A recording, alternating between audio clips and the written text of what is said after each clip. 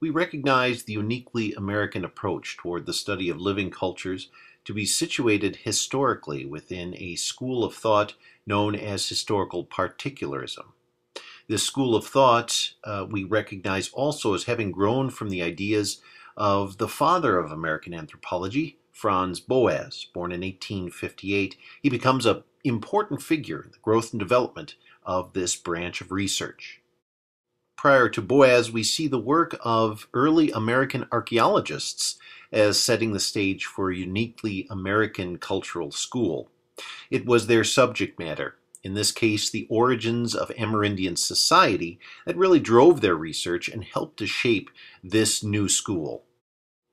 Another important contribution came from an ethnologist, in this case Lewis Henry Morgan, somebody who you will be reading about in your course text. In the 1840s, Morgan developed a very deep interest in Native American society. He was focusing his research on patterns of kinship and patterns of marriage. Morgan's cultural research in his early years focused on the Seneca of the American Northeast. He also studied the Ojibwa of what is today northern Wisconsin. But back to Boas. Boas was born in Germany in 1858. As a student in college, he studied physics and later developed an interest in geography. He received a doctorate level of training in geography in 1881, so he was European trained. His first cultural endeavor occurred in 1883. Boas's postdoctorate research had him travel to the Baffin Islands of the extreme northern remnant of North America. He believed that the geography of the Arctic, in this case, or the Arctic Circle, was a significant factor in the way of life and the patterns of movement, tradition, and residence of the people that inhabited this very cold and often treacherous landscape. Boas rejected the idea that the patterns of movement that he saw in the Inuit people were solely environmental in nature or determined by the environment. He did, however, recognize that there was a close relationship between the landscape and the traditions of people who have historically inhabited that landscape. 3 years later, Boas traveled to British Columbia, where he studied the Kwakiutl people. His work in British Columbia really represents the beginning of his truly cultural career, or his career in cultural anthropology. When we take a look at the cultural anthropology of Franz Boas, we recognize that he was really rejecting the current understandings of social Darwinianism. He was rejecting the application of biological principles of descent with cultural matters. He did, however, as many of his contemporaries, such as Weber, Marx, and Freud did, understand that there was a historical quality or context to cultural change, and that historical quality to how cultures developed and changed over time was inseparable from the people who made up the communities that carried that culture. Boas believed that to explain cultural customs and the individual actions embedded within them, a researcher must first view them from really three fundamental perspectives. A cultural researcher must understand the environmental conditions of where a people live. He or she must understand something about human psychology and the important connections between psychology and language. And finally, researchers must understand the history of a people.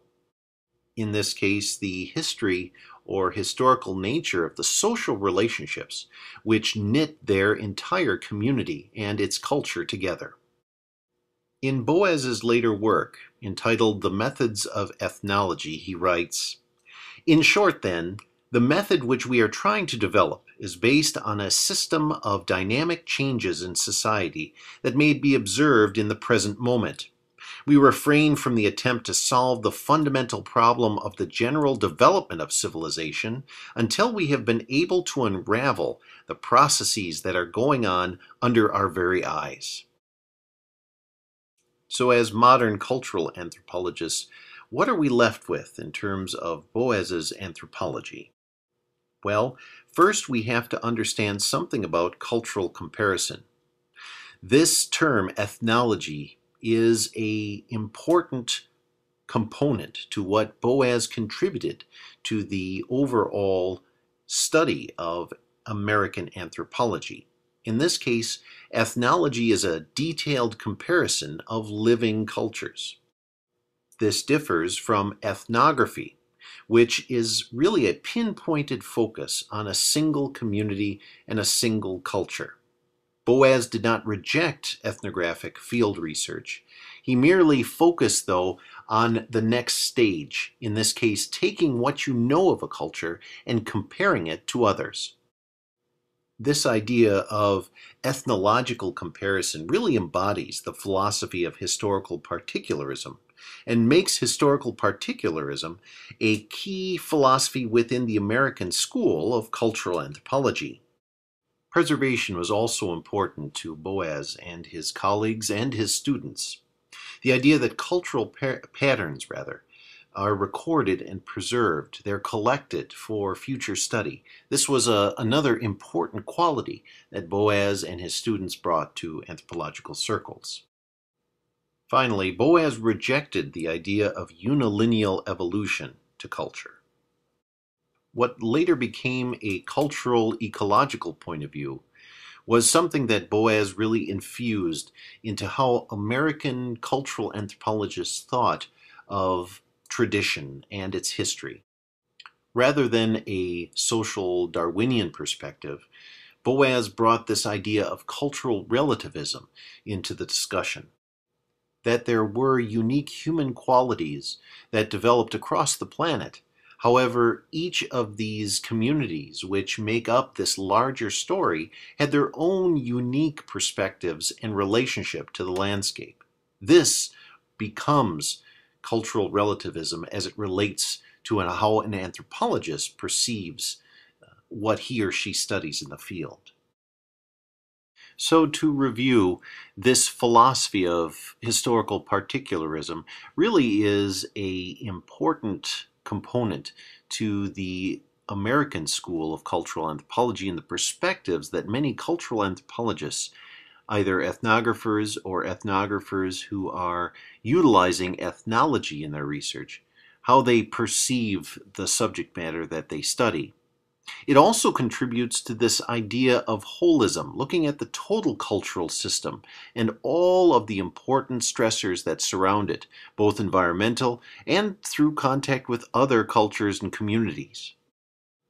Also, the idea that culture is relative to the landscape that it is common to, relative to the communities that, in a sense, preserve it and share it with future generations.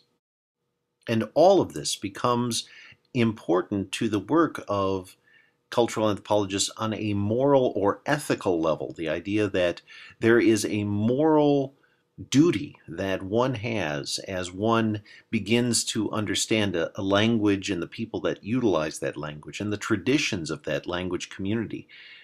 The duty that we have to preserving their traditions for future generations. Though there is a unity in the perspectives that many cultural anthropologists have in terms of not only how they collect their data, but what they do with their data, there is quite a diversity of perspectives in terms of how they analyze that data. If you take a look at this slide more closely, you'll note that on the left-hand side of the slide, we have various frames of thought or schools of thought regarding how we analyze a people, their language, their traditions, their history. On the right-hand side, we have some very important figures in the development of that school of thought. Please take a moment to compare the content of this slide to the descriptions that are available to you in your course text. Try to get an understanding or develop an understanding of each of the unique schools of thought that are listed on the left and the important contributions of each of the individuals listed on the right. Now let's take a look at another important figure and his contributions to what has become a philosophy in cultural anthropological circles. In this case, the work of Emile Durkheim, born in 1859. You may be familiar with Durkheim's work if you have studied sociology. However, we find that Durkheim's philosophies regarding traditional or indigenous religious practices really are foundational to what has become a very large school of social anthropological thought in cultural anthropological circles. So let's take a moment to look at this more closely. In 1912, 5 years before his death, he published a very important work, The Elementary Forms of Religious Life. In this work, he studied non-Western culture, and specifically religious traditions and rituals in cultures such as the culture of the Tiwi or the Kapi or the Kunyani. These are all language communities that have been historically understood to occupy eastern portions of what is today Australia.